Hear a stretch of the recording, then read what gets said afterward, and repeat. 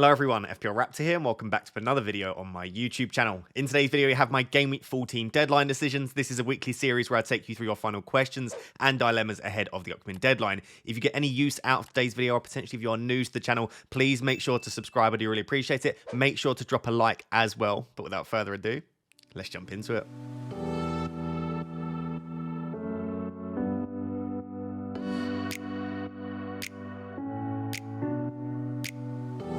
So we are going to start by discussing that man on the thumbnail, Alexander Isak, a player that I desperately do want in my team. And there will be a lot of discussions this week. I'm recording this, by the way, on Thursday evening at 10 PM, just to timestamp it for you, after the Europa Conference League and Europa League games. And of course, Watkins wasn't with the squad and Emery suggested that he could be in some pain. I won't cover that today because we might get more news tomorrow, but I will obviously talk about it on my deadline stream. But regardless, with Watkins' fixtures coming up, a little bit of a drop-off in recent weeks, although he still has been pretty decent. A lot of people may be looking to move Watkins to the likes of Isak or Darwin. Now, you guys know, if you've watched my channel for a while, I love Darwin and I own Darwin myself and his data is exceptional.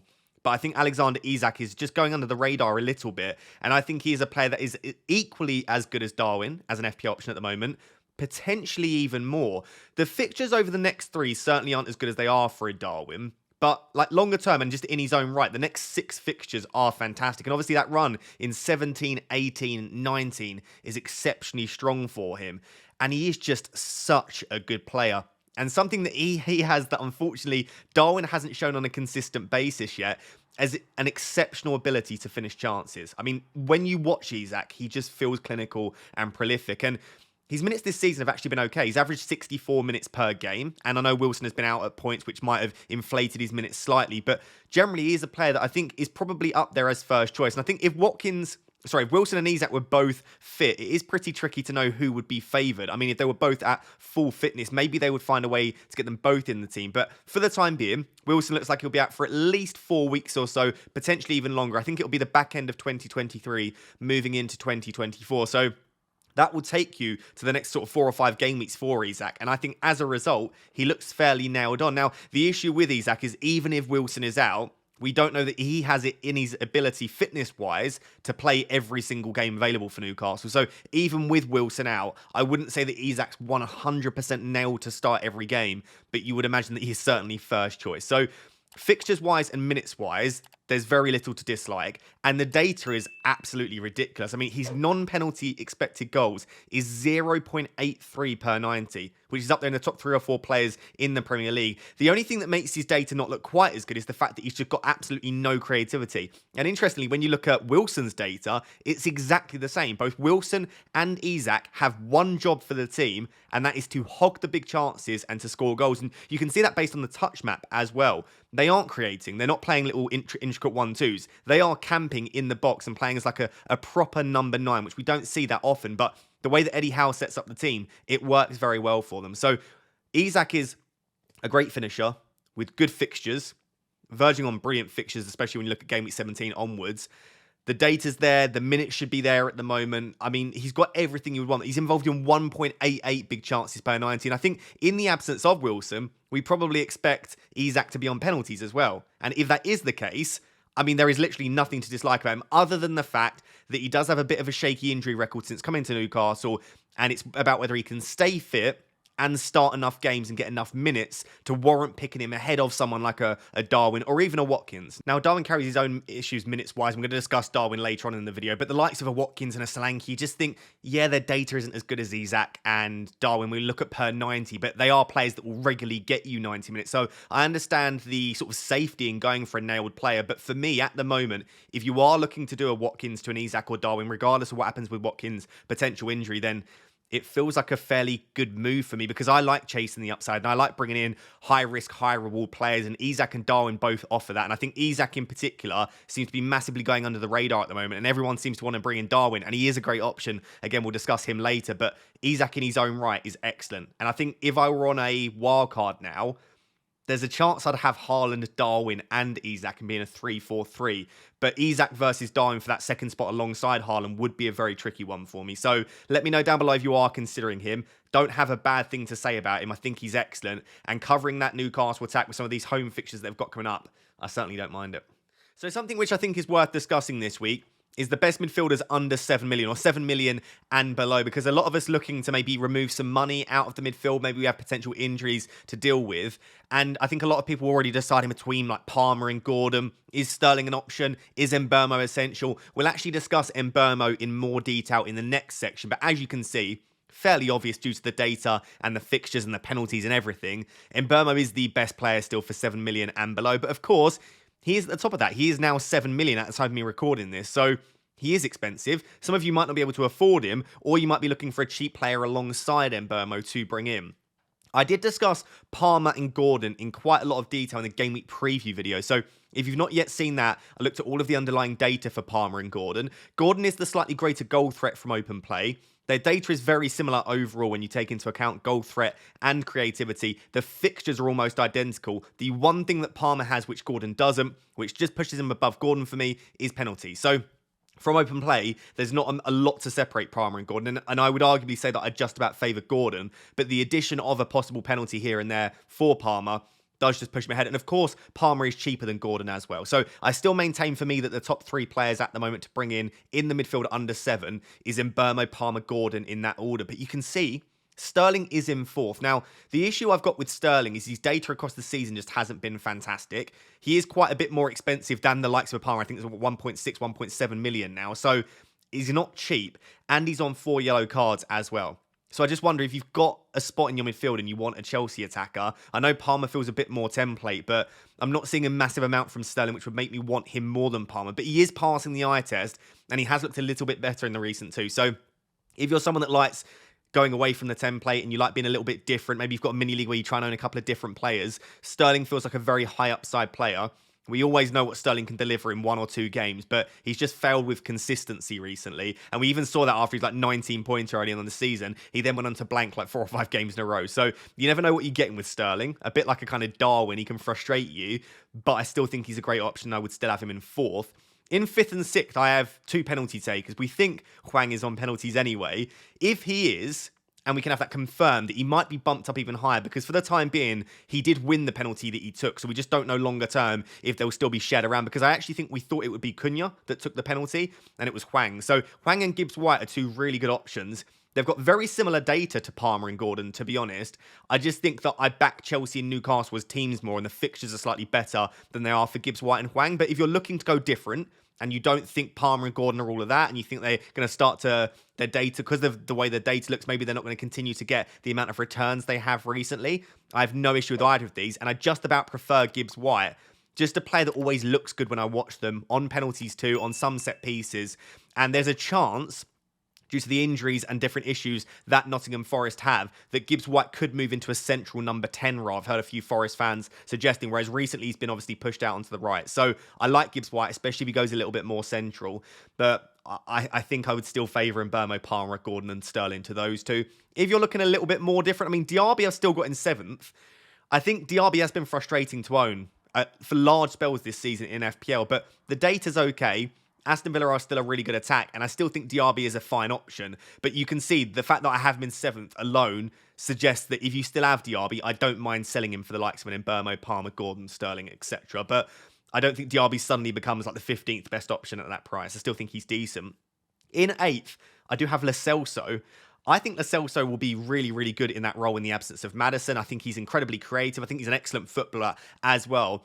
And in the most recent fixture against Aston Villa, Lo Celso looked very, very creative. So I'm not saying that he's going to go out there and score the amount of points that Maddison did, but for under 5 million, could be a really cheeky differential if you need a very, very cheap player. I don't know that he's 100% now, but I would imagine, given the injuries and issues that they have, and the fact that they need creativity in the absence of Son, that Lo Celso could do a really decent job. I've got Kudus in 9th. I know people love Kudus. His data's okay. I don't really trust West Ham at the moment to score lots of goals, is the major issue. I don't think they're very good defensively. I don't think they've looked great going forward. And I think they've been a little bit lucky in recent weeks to get so many results. So Kudus in 9th, more so just, I don't really like West Ham at the moment. And if Bowen is out again, I think that only makes them weaker. So no issue with him. I think, by the way, these are my top 11 players. So everyone on this list I like. If they're on this list, I think they're a good option. But I think there are 8 better options for me than Kudus at the moment. And then Elise and Doku. Doku's data has been okay, but I don't really, again, trust City massively at the moment outside of Erling Haaland. I just think he's the one that will hog all of the big chances. And I think until we start to see City go a little bit more for it, a little bit for the juggler in games and start to attack a little bit more. What we've seen from City this season is more trying to get control over the games, and they're not creating as many chances. So Doku's fine, but due to the fact he is a slight rotation risk and the amount of other good options there are, I think you can do better than Doku. And Elise I like, but there are just so many issues with that Crystal Palace team at the moment. Decore out, Eze out.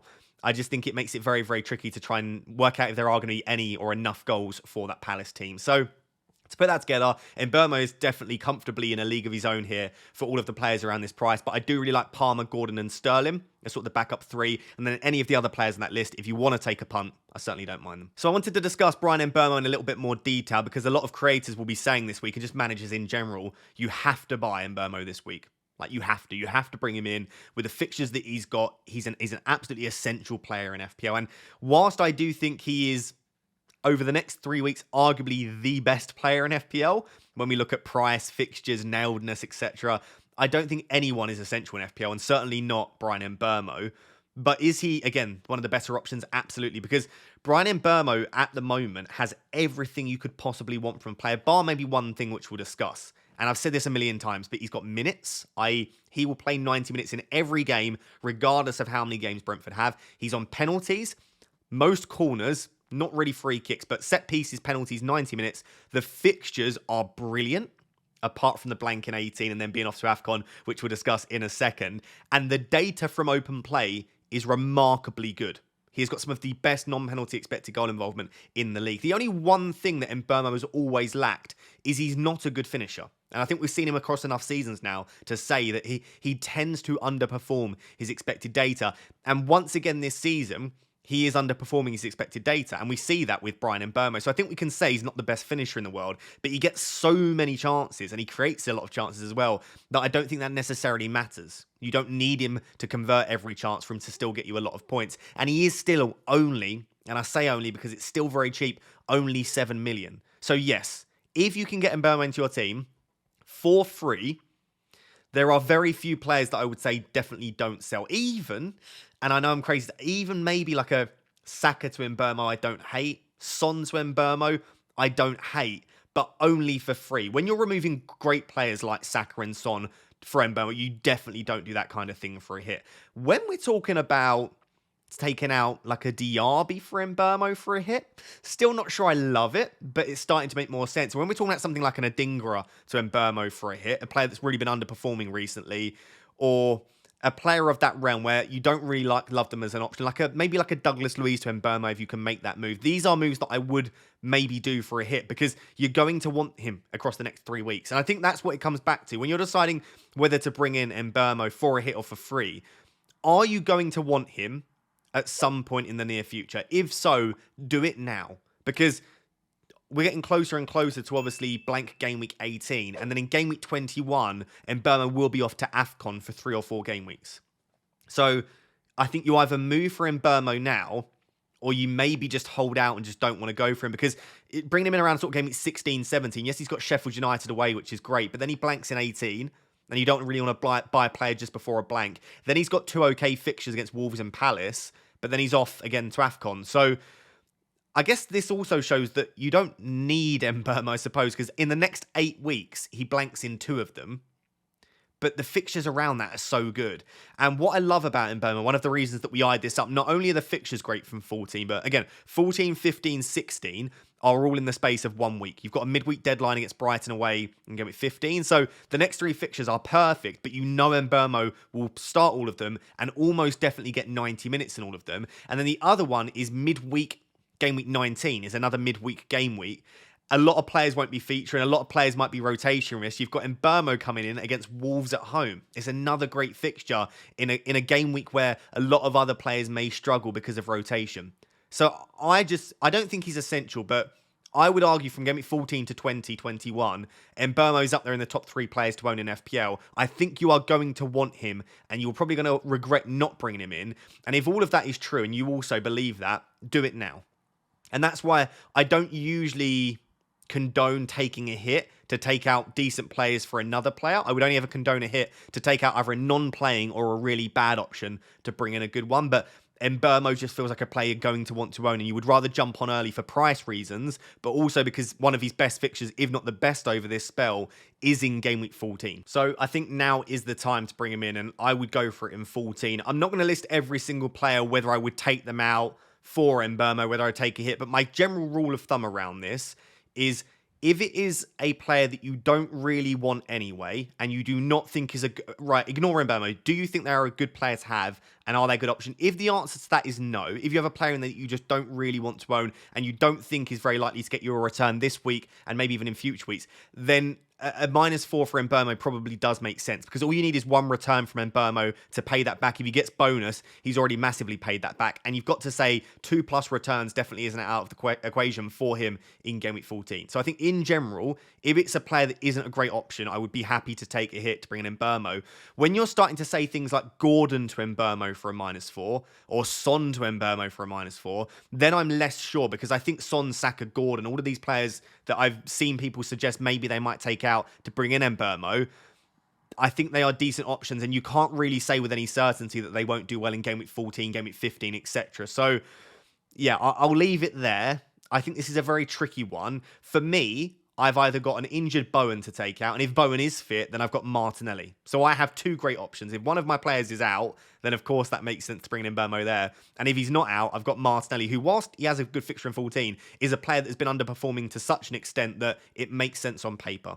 So let me know what you think of Bryan Mbeumo down below. I don't think he's an essential player. I don't think anyone is in FPL. I think you can get away with without owning pretty much every player. But he is a player that I would like to bring in, and I think now is the game week to do it.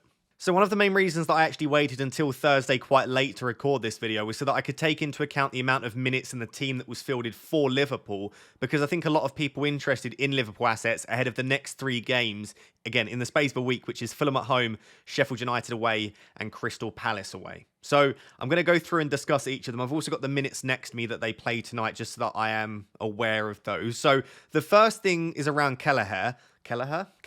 That probably wasn't a great pronunciation. Essentially, it looks like Alisson will be out probably for these 3 games: Fulham, Sheffield United, and Palace. We didn't get a definitive update from Klopp, but basically he confirmed that Alisson definitely wouldn't be available for Fulham, probably not for next week.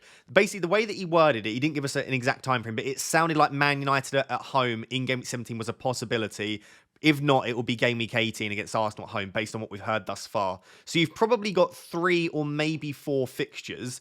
Is that enough to bring in a goalkeeper? It's not for me, for 2 reasons. Number one, it's very difficult over a short spell of time to predict what will happen with a defence and how many clean sheets they'll keep. We see it sometimes. A keeper and a team will keep very few clean sheets in what looks like a really easy spell, and then they'll have some very difficult fixtures and they'll go on a massive clean sheet run. You're like, how does that even make sense? So I feel like trying to predict clean sheets anyway, but especially this season over a short time frame, is actually going to be very difficult to do. The other thing that I think maybe people aren't taking into account, unless you are planning on making another goalkeeper transfer later down the line, is that it is blocking 1 Liverpool spot. And for most people, they are going to want Salah. I know they obviously will then maybe sell him when he goes to AFCON, but hear me out, they'll probably want Salah.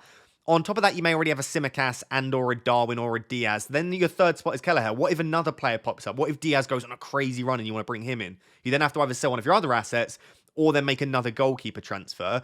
The other thing is Liverpool have a possible...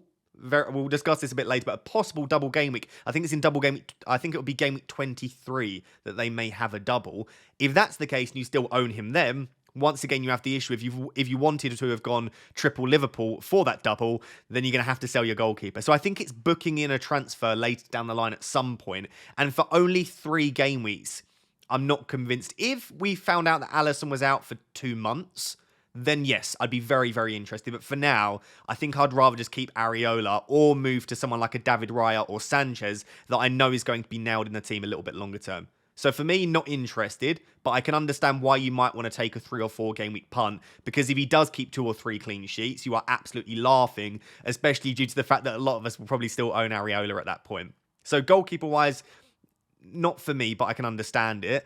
Tsimikas played 81 minutes in Europe tonight, and Gomez played 90. And Tsimikas did look decent again. So by all accounts, I think it's likely that Tsimikas does start against Fulham at home. The issue is that you've then got Sheffield United away midweek and then Palace away, obviously, at the weekend again. I would be surprised if Tsimikas starts all 3. So my prediction is that Tsimikas starts the 2 weekend games, and it's probably Gomez that gets the Sheffield United away game. Is that an issue? Not really, but Sheffield United is the easier fixture. And again, you don't really feel comfortable benching Tsimikas just in case what happens last time, which is he starts and gets an absolute monster haul. So you probably have to start him in all three just in case. And the issue with Tsimikas is he does come off the bench if he doesn't start. So you're probably going to get a 1-pointer against Sheffield United away if that is the case. I'd love to know what you think of Tsimikas' minutes down below. But I would just, based on what we've seen thus far, I would be surprised if he starts all three, especially when Gomez is there. And whilst he's not fantastic at left back, he can do the job, especially against Sheffield United away. I think we saw that again, was it Luton away, where Tsimikas was on the bench and Gomez started? So that would be my prediction at the moment, that Tsimikas gets 2 of the next 3. So I don't think he's a player I would go out and purchase, but I don't mind keeping him. And I do think he'll start in Game Week 14 against Fulham. The next player is actually, well, you know what? We'll discuss sort of Diaz, Gakpo, Jota, and Darwin all together, all of the attackers. So in Europe tonight, Salah and Diaz started the game and got 56 minutes. So Diaz and Salah look very good for starts. Darwin started on the bench and got 34 minutes. So he came on for Diaz. And then Gakpo played the full 90 minutes. So I think by all accounts, obviously Jota looks like, if you haven't seen the news, Jota looks like he's out for possibly 4, 5, 6 weeks. So that's one less attacker to think about. So I would say, I mean, Salah starts every game. Diaz coming off in the 56th looks pretty good for a start. Again, in the absence of Jota, yes, Darwin can play on the left, but it has tended to be either Diaz or Jota on the left. So I think Salah and Diaz look absolutely nailed on. And then it's either Gakpo or Darwin through the middle. The fact that Darwin only got 34 minutes and Gakpo got 90, I would just be extremely surprised if the front three for Liverpool against Fulham isn't Darwin, Diaz and Salah. Again, though, as I said with Tsimikas, there is then a midweek fixture. Gakpo's just played 90 minutes, scored 2 goals, is looking very fit. And you have to remember, at the start of the season, looked like he was first choice. I would be very surprised if Gakpo doesn't start against Sheffield United away. So if that's the case, you've then got one of Diaz or Darwin has to miss out and one plays on the left. And again, given how good Diaz is on the left and given that Klopp seems to prefer Darwin through the middle, I would then predict that the front three, and this is a lot of hypothesizing, for Sheffield United away, may well be Diaz, Gakpo and Salah. And yes, Darwin can do damage off the bench, but not overly ideal. So my prediction for both Tsimikas and Darwin is that they get 2 of the next 3, which could be enough, especially if they haul in the 2 games they start, and they could both do damage off the bench.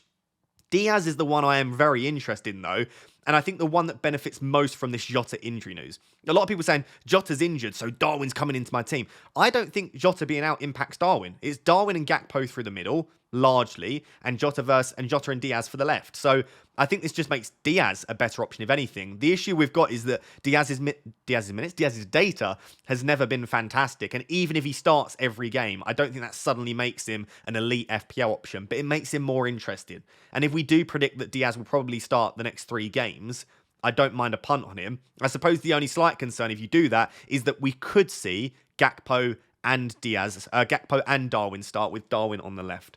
So hopefully that's clear, a lot of that information.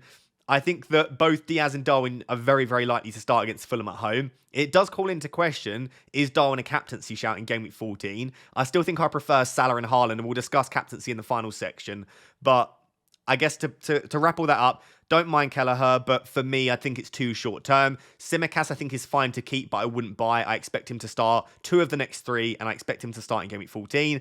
Diaz, I think, is going to benefit massively from the Jota injury, and I think will start at least 2 of the next 3, if not all 3. And Darwin, I think, is an absolutely fine buy. I'm very, very happy to own him myself. I think he'll do great in 14. I'm just concerned whether he starts both 15 and 16. And I think Gakpo's just a non-option at the moment. So I think people will enjoy what I'm about to say in this section, but don't tell anyone I told you. I do think Erling Haaland is the best captaincy option this week.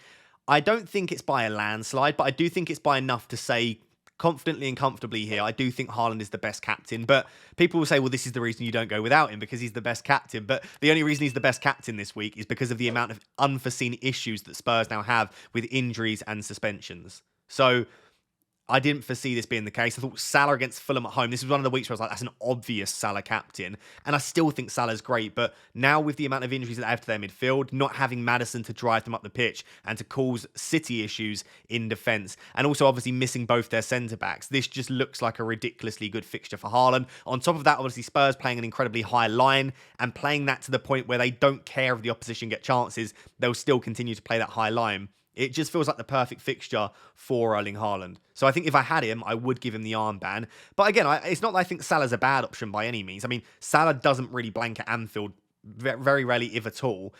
He has excellent data himself. He's on penalties himself. He'll still play 90 minutes. So Salah is a great captain every week. But Fulham at home on top of that, he is a brilliant option himself. And could I see Salah outscoring Haaland? Absolutely. In any given week I could, but especially in a week like this. But I still think I would prefer Haaland. Like if I was picking fresh now, and I wasn't in the position that I'm in, I'd obviously have both of them in my team, and I think I would be giving Erling Haaland the armband. A lot of people will then ask, should non-Haaland owners such as myself move back to Haaland? And I'm going to give you an honest answer here. I would, take your medicine and bring him in if, and this is the big thing, if that plan also allows you to get Mbeumo in this week, who I think is an excellent option, and it doesn't require more than a -4. Those would be my two conditions, because I think if you're taking a -8 and it involves you then missing out on Mbeumo, I think you just try and back Salah captain and you hope that Haaland doesn't go too big and that Spurs somehow tighten it up at the back. If I could bring Haaland in this week, and I didn't have issues to bring, like such as I want to bring in Mbeumo, I still don't know Arsenal defence, and I could do it for anything less than a -8, which at the moment I can't, it would have to be for a -8, then I would, but I can't. And I'll have to just accept the fact that there is a good chance that my rank plummets again this week, but there's a chance it doesn't. And these are the kind of weeks, mentally, psychologically, I hate these weeks. Because everyone's going to own and captain Erling Haaland. But from a rank perspective, it will either go beautifully or terribly. Because everyone will have him and everyone will captain him. So if he does blank or he struggles a bit and my alternative captain, which will almost definitely be Salah, pops off, then I'm laughing. So I think, if you don't own Haaland, you can get back to him easily. Along with some other decent plans, such as bringing in Mbeumo, Arsenal defence, then I would probably consider doing it. I'll definitely have him back in for 16, but I just can't do it this week. Outside of Salah and Haaland, there are options, but I think those two are so good this week that if they have good fixtures, you kind of just have to default to them. They're just that great.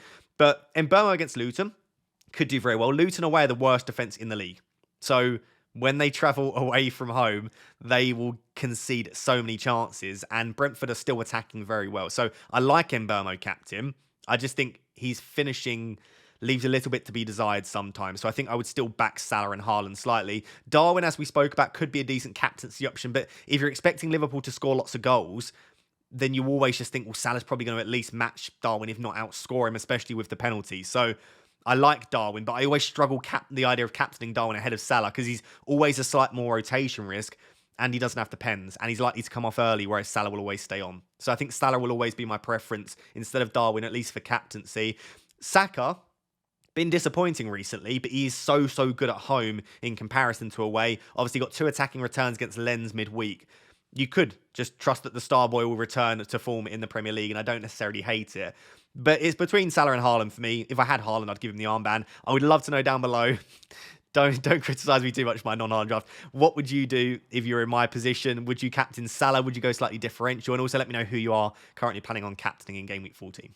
So guys, there we have it. That is my Game Week 14 deadline decisions video. Hopefully you did enjoy it. Just a quick note, my deadline stream tomorrow will be 9 AM till 11 AM. The deadline actually isn't until 1:30, but I am hosting an FPL meetup in Nottingham. You'll have to message me on Instagram or email me if you don't yet know about this and all the details, but there'll be an FPL meetup in Nottingham. I'm hosting it, so I need to get there for midday when the event starts. So I'll be streaming 9 AM till 11 AM on Saturday, despite the fact that the deadline is at 1:30. Hopefully that is clear. Hopefully I still see you on Saturday morning for that stream. But until next time, thank you very much for watching. Cheers. Bye-bye.